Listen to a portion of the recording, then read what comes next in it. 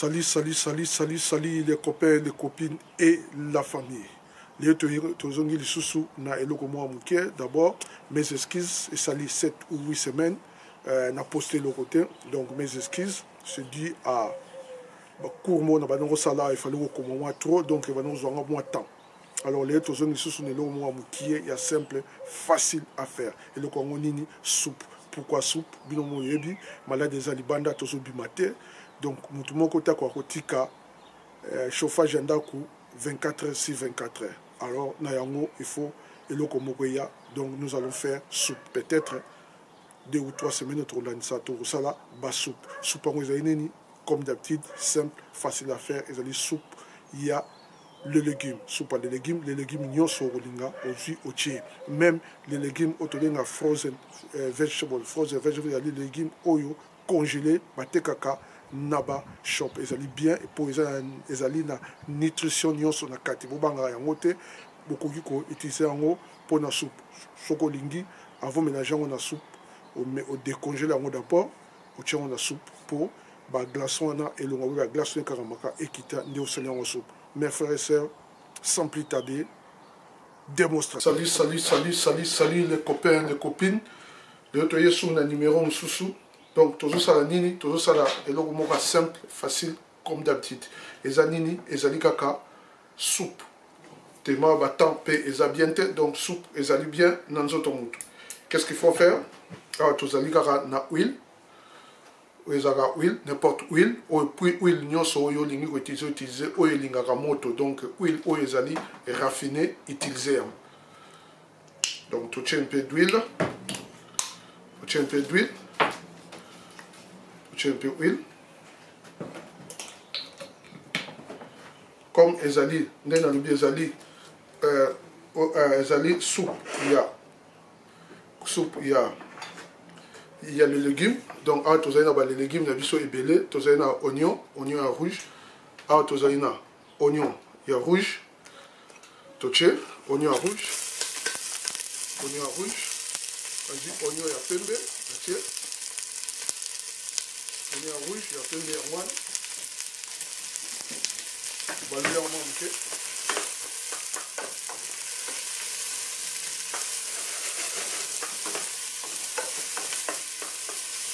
Oignon rouge, il y a plein de.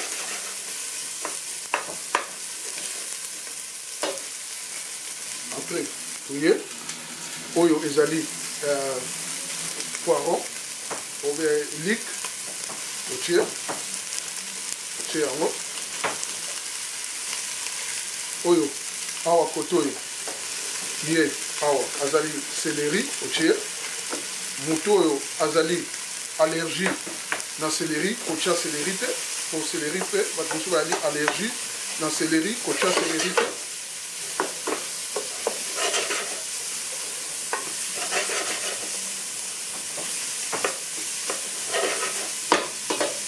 donc totie.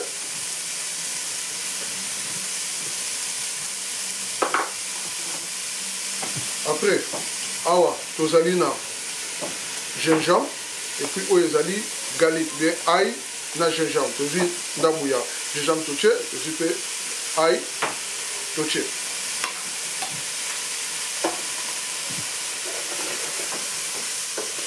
Voilà.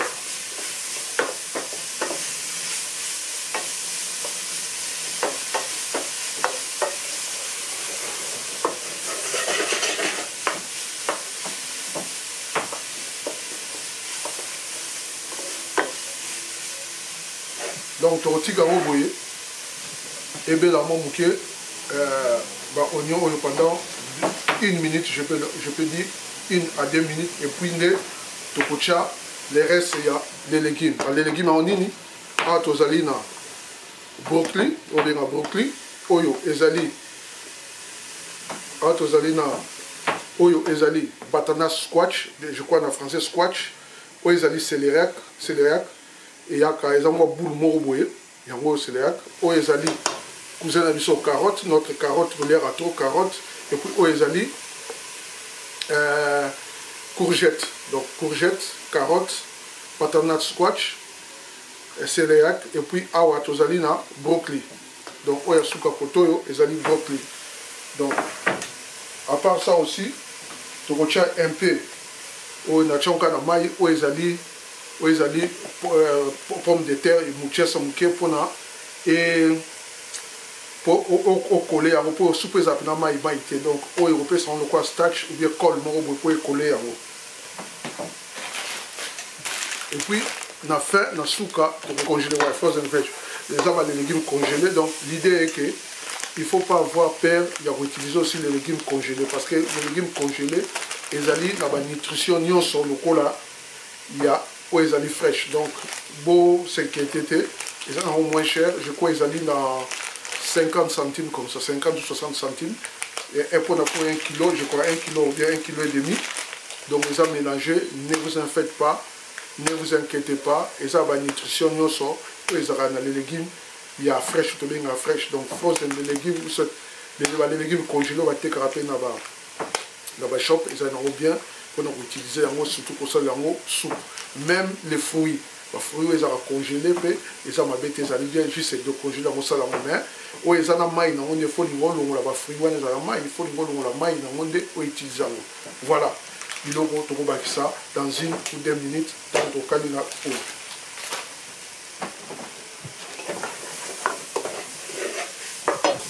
Donc après 1 minute, les amis,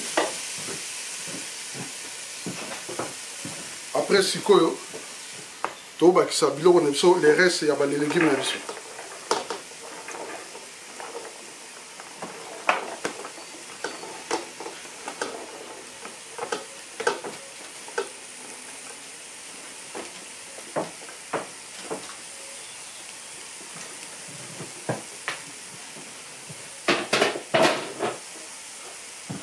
Voilà, tourner en haut, on va glisser en haut.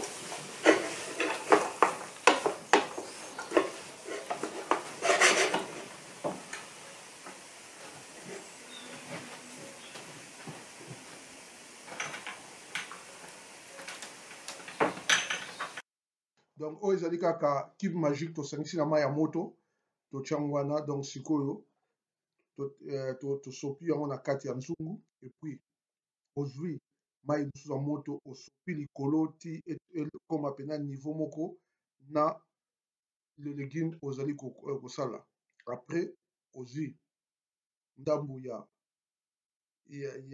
mungwa, où ils essaient de table, mungwa ndambu tie. Après, aussi, sous pilipili, au tie.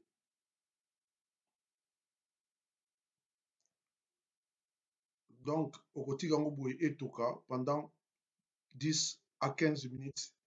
Tango pene kolemba, bongo ne, tokobakisa, brocoli na biso, na les légumes na biso, oyo, et na congélateur. Donc, bon, les amis, c'est presque fini. Alors, comme il a fait, tu suis brocoli na biso, pour te voir avec chango, pourquoi? Parce que brocoli, comme il va changer de couleur. Tu chango sikoyo. Et puis,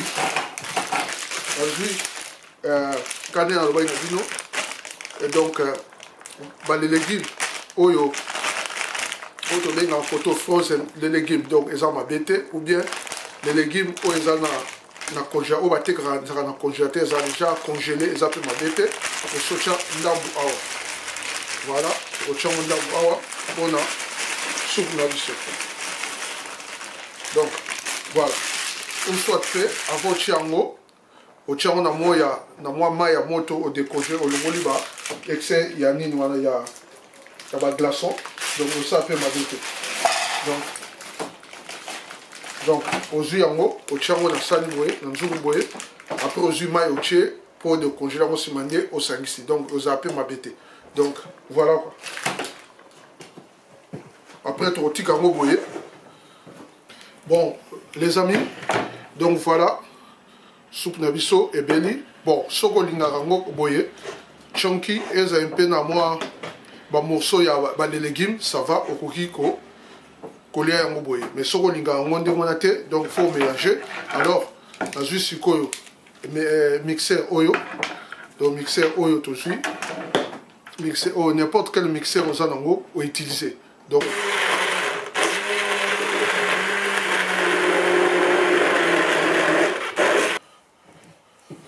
Bon, les amis, donc, tout ceci mélange à biso. Ne beaucoup mona.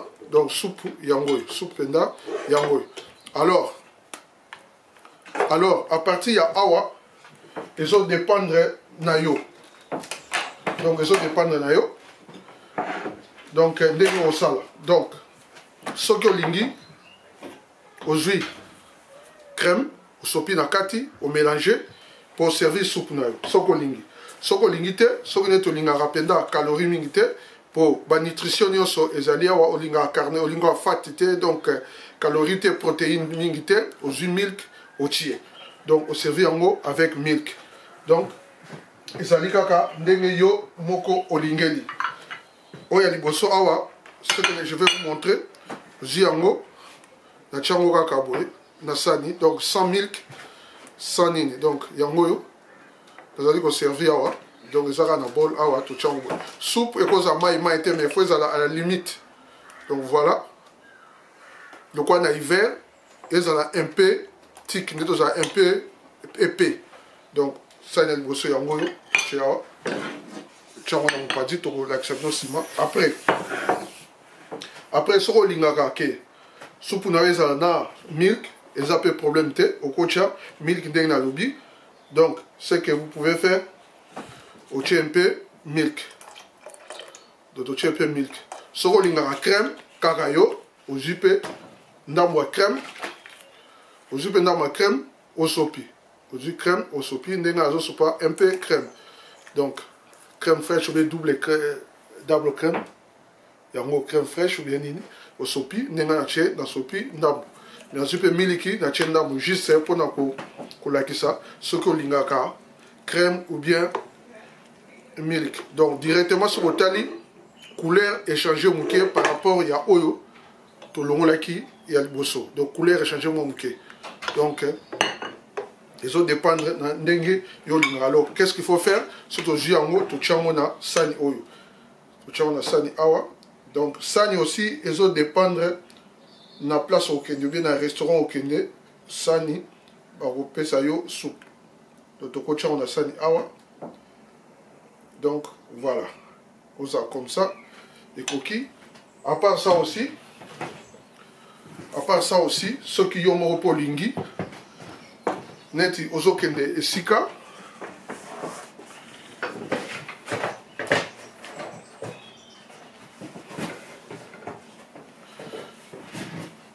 donc voilà tozana soupe tozana oyo alors ceux qui polingi peut-être ozokende ozobima rapide osali soupe nao malili ezali banda période eza période malili donc faut na soupe osombi ou bien moulengo ya moulayi moulengo eza un peu ya milayi bien oyo ça dépend ka oza nango ozwi soupe na yo osopi na kati awa donc omemi soupe na yo place ozokende donc oyo eza kaka baide ndengi okomela soupe na yo okomela yango ozokende kayu bien ozokende shopping donc pour malili eza libanda mpona coup de fois ezwa yo te soupe yango yo. Et ça, soupe moko, ça simple, facile à faire, ça ne coûte même pas. Donc, ils ont coûté. Donc, on nettoie un peu. Donc, soupe en oyo, donc, on tient un bol oyo. Après, aussi, on finit au nango, au kangi. Aussi, on finit au kangi, aussi, straw, tient à kati. Donc, ok, na car, na plan na yo. Donc, aucun car, ou bien na marché, na ni na yo oyo soupe no awa. Alors, pour nous conserver en haut, tout est bouillé. Ah, tozana toast, par place on sait qu'on va pêcher soupe avec toast. La place on va pêcher avec baguette bakata, ou soit dans un restaurant péné bien, ou un restaurant client, on pêche avec binongo avec bread roll. Bread roll les ara lipa ya boule ya miké to so barana ya boule pena bien ba peso yango. Alors pour aller un peu plus loin, décoration de na roloba. Donc awa soupe to chaki nini te to check crème te to check côté soko lingi au décorer yango un peu. Donc ce que je vais faire, je suis oyo eza mwa crème osopi mwa crème likolo soki olingi mpo opesa mpe décoration epesa mpe décoration mwa crème likolo natie na oyo totiaki déjà crème donc natie mpe crème likolo alors oyo totiaki eloko te donc natiki kaka ndenge wana mais ce que je peux faire nazwi un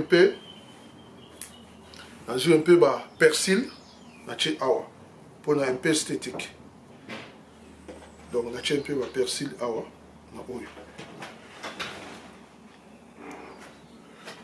donc natie un peu ba persil awa na oyo donc les amis soki bokomona donc ezali nango simple facile à faire ndenge nalobaka kaka donc eza eloko mpenza ya dire mpenza ezali te donc oyo nyonso omoni ndenge tosali yango donc ezali kaka le légume ya pamba légume kaka ya pamba yango tomélange tosali donc ndenge mpe nalobaki n'importe quel légume oza nango même oyo euti na congélateur oyo batekaka wana 60 centimes et 1 euro na ba shop nyonso Tesco, Lidl, Aldi okoki na osombi yango osali soupe na yo surtout na mikolo oyo na ntango ya elanga na ntango hiver ezoko beta donc okoki kosala soupe na yo na ndenge olingi. Donc voilà ce que nous avons fait aujourd'hui. Veuillez abonner, partagez, commentez. Que Dieu vous bénisse et à la prochaine.